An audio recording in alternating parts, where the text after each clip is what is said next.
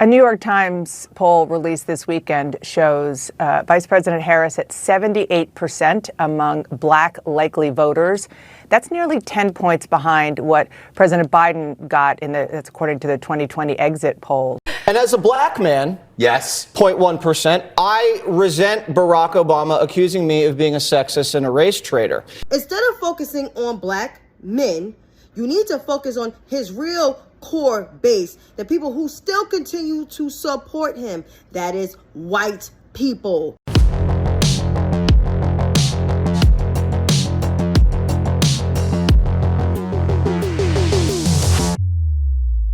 Hi, my name is Reese Waters and I'm troubled. Don't forget to like the video and subscribe to the page, and special shout out to all our new members that have joined the channel. Also, I hope all of you guys enjoyed Denzel Washington weekend. October 11th, October 12th, and 13th, and 14th, I was intoxicated. I drank all of those days. I drank in excess. All right, y'all heard what Barack Obama said. I remember buying diapers. I remember the first time I went in the store, right after Malia was born. I was like, what? That's how much diapers cost? I remember changing diapers. You think Donald Trump ever changed a diaper?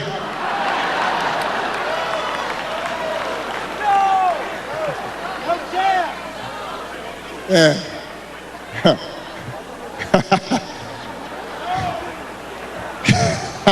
I almost said that, but I decided I shouldn't say it.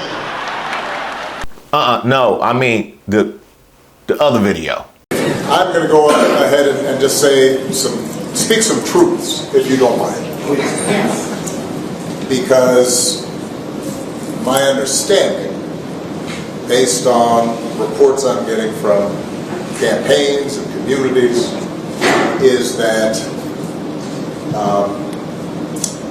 we have not yet seen the same kinds of energy and turnout in all quarters of our neighborhoods and communities as we saw when I was running. Now, I also want to say that seems to be more pronounced with the brothers. Okay, I just want to interrupt you right there, Barack Obama. You are selling yourself short. I don't think we've ever seen that kind of. There's a reason why that 2008 campaign is considered historic. I don't think that's the kind of thing that you're going to expect to be repeated. Also, while you're breaking down demographics that ain't been turning out, it ain't just the brothers. So if you don't mind, just for a second, I'm going to speak to y'all directly and say that when you have a choice that is this clear, when on the one hand you have somebody who grew up like you, knows you, went to college with you, understands the struggles and pain and joy that comes from those experiences, who's had to work harder and do more and overcome. Well, you know what, President Obama, we actually have a phenomenon that I've noticed quite a bit here on this channel in our culture of the pick me. And those are people who do not value the common bond of experience they might share with someone else. They aspire to be the other thing, even if the other thing has made their life more difficult and in some cases intolerable. It is a new form of Stockholm syndrome, and it afflicts people across all strata of our society. We definitely see Black pick-me's, and we definitely see women pick-me's. We even see poor white pick-me's. More on all of those later. And achieves the second highest office in the land, and is putting forward concrete proposals to directly address the things that are vital in our neighborhoods and our communities, from housing to making sure that our mothers and our fathers and our grandparents can afford medicine, and making sure that we are dealing with prices that are too high and rents that are too high, and are committed to making sure that we maintain the Affordable Care Act, so everybody's got health care, and cares about things like education and entrepreneurship in our neighborhoods.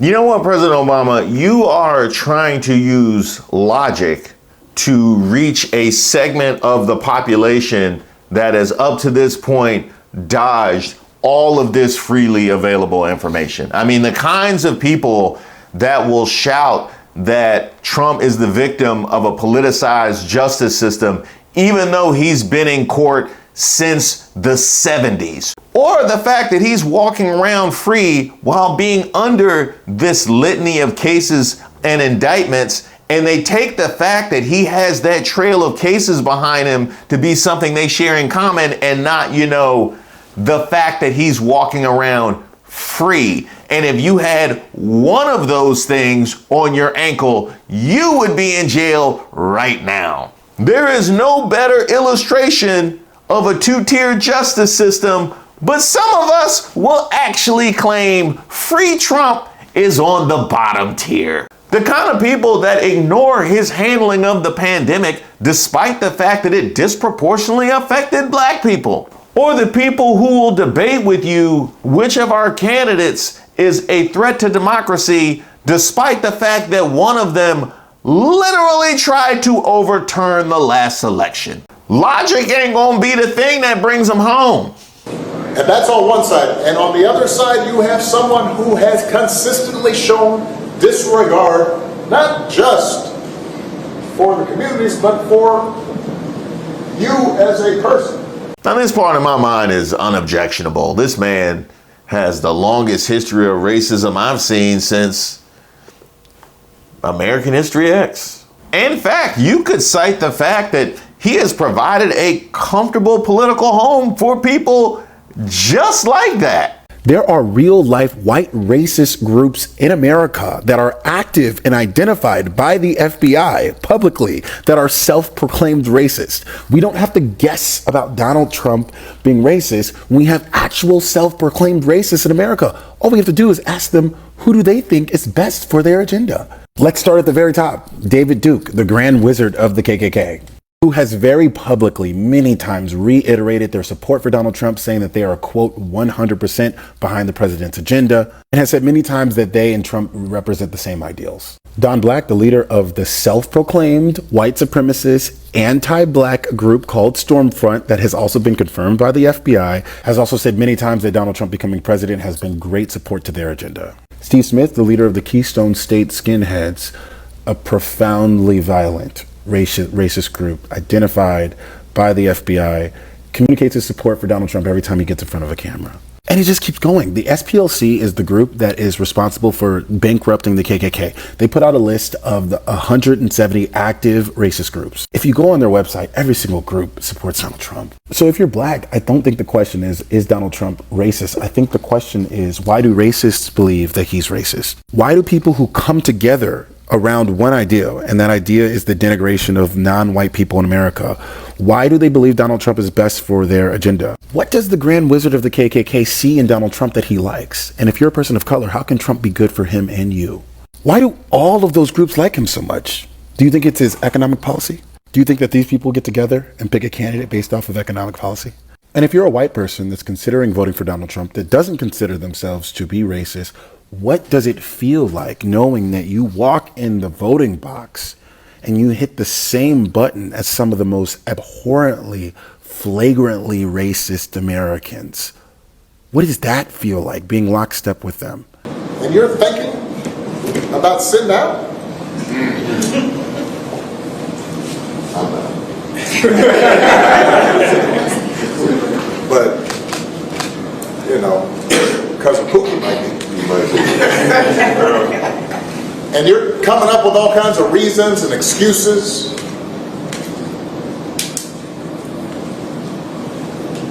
I've got a problem with that because part of it makes me think, and I'm speaking to men directly now, part of it makes me think that, well, you just aren't feeling the idea of having a woman as president. Now, President Obama did say men. This went down as chastising black men, but he said men, which is something that he has echoed before. However, I would argue that even just saying men is too narrow, because white women have been just as sexist. So my kids keep me humble. Unfortunately, Kamala Harris doesn't have anything keeping her humble. I don't think she understands that there are a whole lot of women out here who, one, are not aspiring to be humble. You have a black woman who is running for president who is dealing with pick-me's from both sides. She's dealing with black pick-me's and she's dealing with female pick-me's.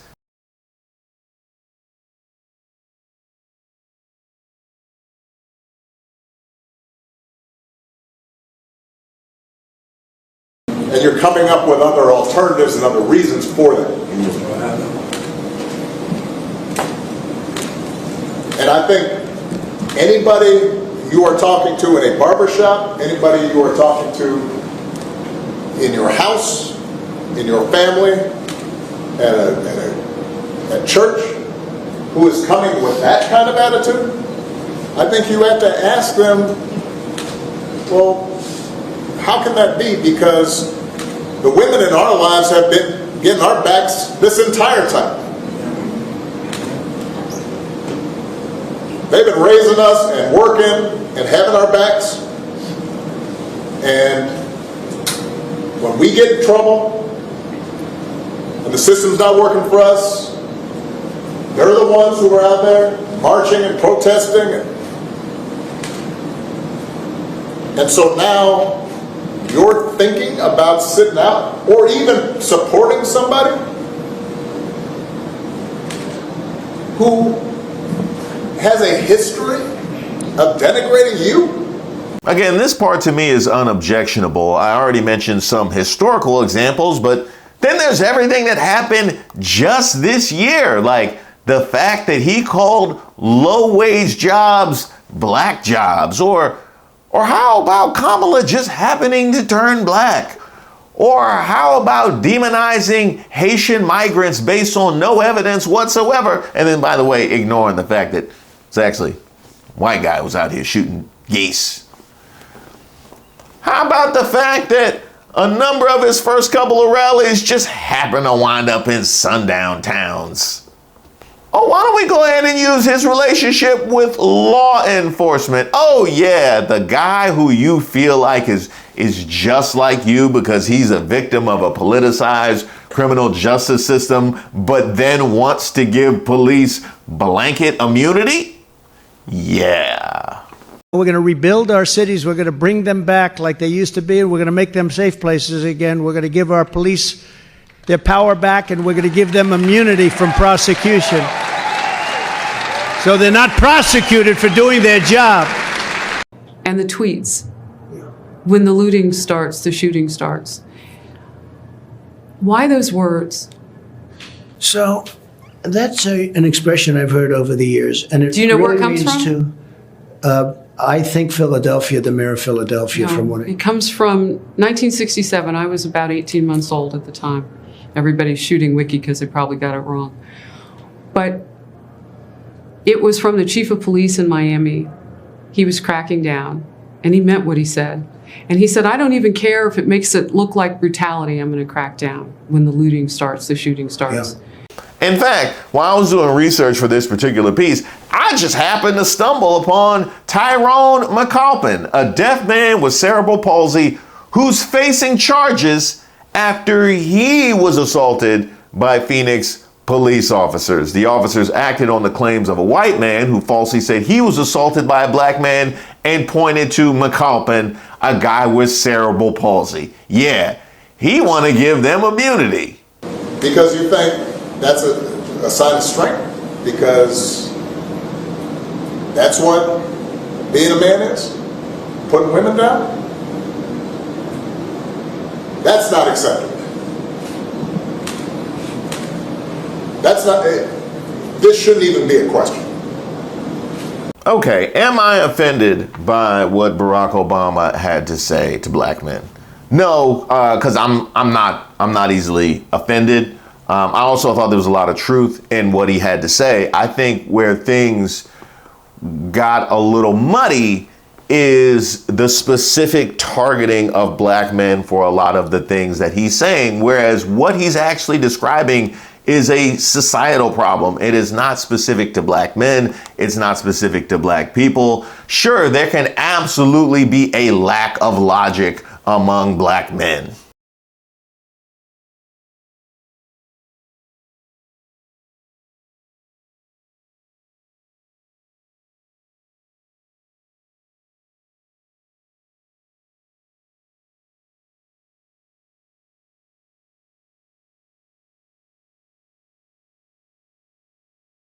And there are certainly pick-me's among black men, no doubt.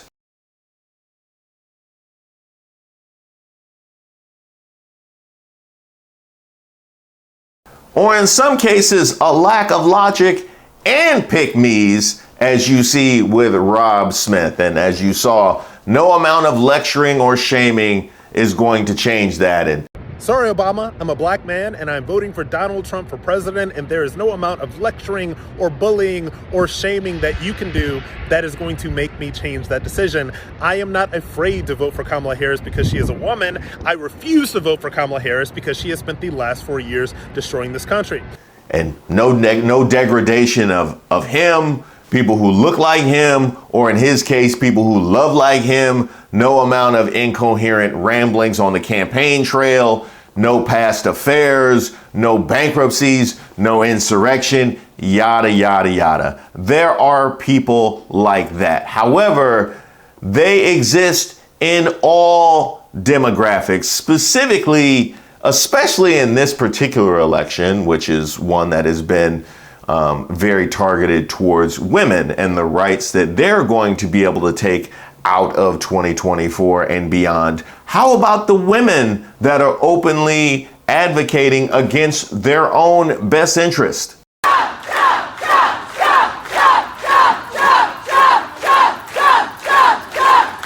The media keeps having this conversation about black men because of a couple of loud ones and decided it could be a whole personality and brand for them. But ascribing that to all black men is like seeing Laura Loomer and telling all women to put the knife down. And why, oh why, are black men always the scapegoat in scenarios like this? We automatically go to black men, despite the fact that, historically speaking, black men are amongst the most reliable voting bloc in the country. In fact, that fact alone is one of the things that inspires a lot of pick-me's to illogically go the other route against their own best interest. Cuckoo for Cocoa Puffs!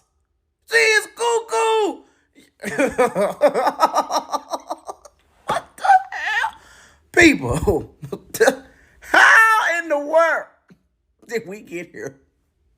How did we get here? But we're not going to have national conversations about right-wing white women and the things that they're taking for granted and the things that they're overlooking and calling in the lack of logic involved in how they're entering into this election. Or how about the pick-me's of uneducated white men that have decided, you know what, despite the fact that I'm about to go clock into my union job, I'm going to go along with the guy that, if he had his way, would bust this union because it makes me feel better than them. Let me make sure I understand this. Donald Trump held a rally in Coachella in California, and it was on this farm, this private venue, and had 20 buses bus thousands of people in, okay, anywhere from 4 to 6 miles away from where they were parked, and then made them sit there in the heat and listen to his same old word salad, and then left them there. Apparently there was like one bus Apparently the buses just didn't come. Look at this. Guys, we came to the Trump rally and this is the aftermath. This is at 10 o'clock. It ended at 7.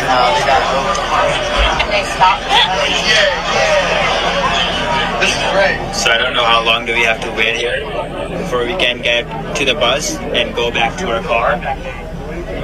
We waited like 7 hours to just get in the rally, and now it's time to go back. So hopefully we don't have to wait for that long to get in the bus, because our cars is back there at the parking, which is like 5-6 miles away. And I shit you not, they were like calling on Vivek Ramaswamy and JD Vance to like save them in tweets, also trying to blame anybody but their armed savior. Since we know Trump is notorious for not paying his bills, I bet he didn't pay for those buses. He didn't pay for those buses. And the fact that he did not make arrangements to get them out of there, he does not care about you. He does not care about you. Also, there was a bus filled with Proud Boys going to this event, so that's worth noting. Anyways, tots and pears. And it's at this point I would like to call up the quote of former President Lyndon B. Johnson.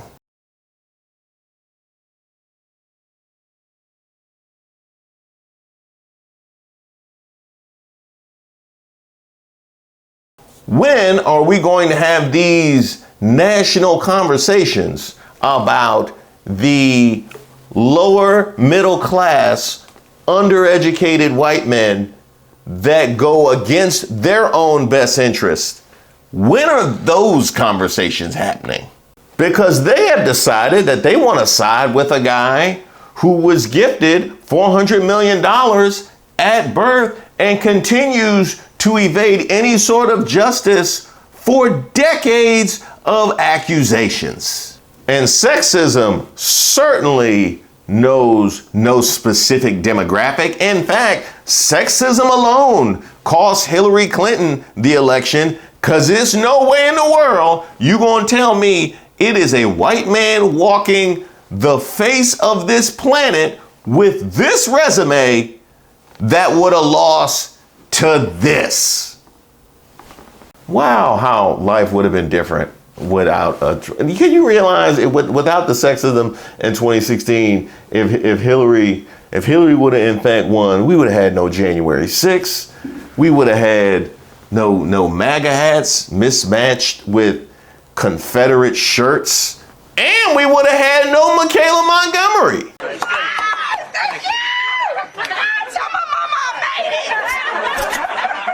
I think Keith Boykin put it perfectly. That's a lie. You can bang the table all you want, but that's lying, Congressman. You're lying. We already know that there are cities. The FBI just released data this week. The crime is going down. We already know that. Oh my God! Abby, why do you let this man lie on your national television like this? Nah, I mean the other clip. Yeah, the other clip. That one was good though. While we're on the topic, tell Scott that Michael Eric Dyson is looking for him. Black men are a success story for Kamala Harris and the Democratic Party. After all the gaslighting from Republicans about black men leaving the party 4 years ago, Joe Biden won 87% of the vote from black men in 2020. That makes us the second most loyal constituency of the Democratic Party. Only black women, who voted 95% for Biden, are more supportive. A Washington Post Ipsos poll last month found black men overwhelmingly support Harris over Trump on every issue, including abortion, crime, the economy, and immigration. And a CNN poll last month found very little gender divide among black voters. That means Kamala Harris will probably win 85 to 90% of black men. That's good news, and black men should be celebrated for that. Personally, I don't understand how any black man could vote for Donald Trump after he led a lynch mob against the exonerated Central Park Five, lied about Obama's birth certificate, blackballed Colin Kaepernick out of the NFL, and bragged about bringing back racist policing tactics like stop and frisk. But I also know that unanimity of opinion is unattainable. No candidate or party is ever going to get 100% of black people to support them, but 87% is pretty damn good. That's why I've said before that we can't pathologize black men for our voting patterns when other groups, mainly white women, are the real problem. That brings me to my second point. I don't think Obama was scolding or pathologizing black men. Instead, he was having an internal conversation with black men to get us to examine some of the reasons that some of us don't support Kamala Harris. That's why the black men Obama was speaking to in the room seemed to agree with him. Obama made a point that a small but vocal contingent of men, including black men, refused to support any woman candidate for president. Many of them have unrealistically high expectations for Kamala Harris, but don't hold Trump to the same standard. One black man in Pennsylvania told reporters he plans to vote for Trump because Harris doesn't come from a background similar to the majority of black Americans. That makes no sense. Does he think a white man who spent his career refusing to rent to black people and spreading racist lies about us understands the black experience better than the black woman who grew up in Oakland, attended Howard University, and joined AKA sorority?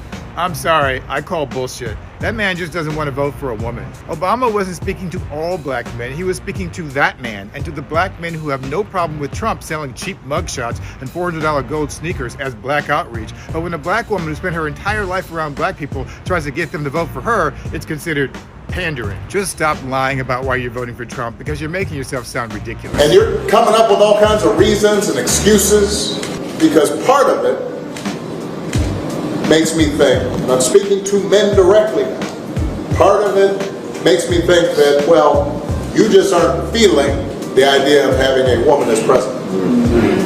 It's the exact same message that Illinois Attorney General Kwame Raoul delivered on the Win with Black Men Zoom call with 40,000 black men supporting Kamala Harris in July. Some men are reluctant to support a woman, thinking that it weakens their stature as a leader. So why are we acting all new with Obama? Obama delivered a similar message to all men in Pittsburgh the same day.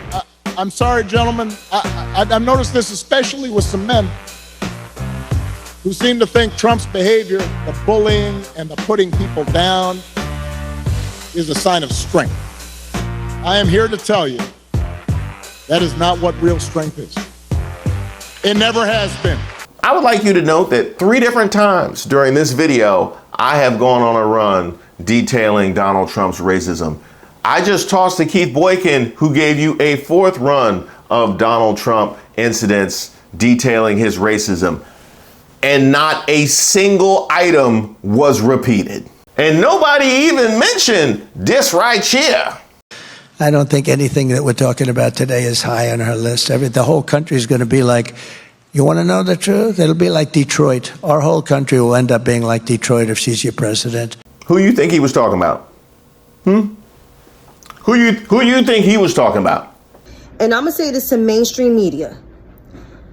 Y'all so focused on black men supporting Donald Trump, which not even a large number supported him then. And of course, right now, his support with black men is not really increasing. Instead of focusing on black men, you need to focus on his real core base, the people who still continue to support him. That is white people. Majority of white men at 60-something%. White women at 53%. Cuban and Venezuelan men at a 30-40% number. You got some Asians in here. I mean, y'all need to focus on them instead of focusing on black men, because black men are the 2nd largest voting bloc in the Democratic Party behind black women. You can look at the numbers. They are. So y'all need to focus on the white people that continues to support him, the Cubans that continue to support him, and the trickle amount of Asians, instead of focusing on black people. So in summation, I thought that a lot of what Barack Obama had to say was extremely valid, and I don't fault him for saying it. He just should have directed it at everybody. Thank you guys so much for watching the video, and also a special thank you to all of our subscribers and members here on the channel. I'm just about to roll out the first batch of badges and emoji, and I'm taking your suggestions on what you think would look nice in the chat or look nice next to your name when you leave a comment. Email me at reese@reesewaters.com and let me know what your suggestion would be. We are on the precipice of 200K. What do? We throw a party? We do a special live? You know what? I'm gonna surprise you.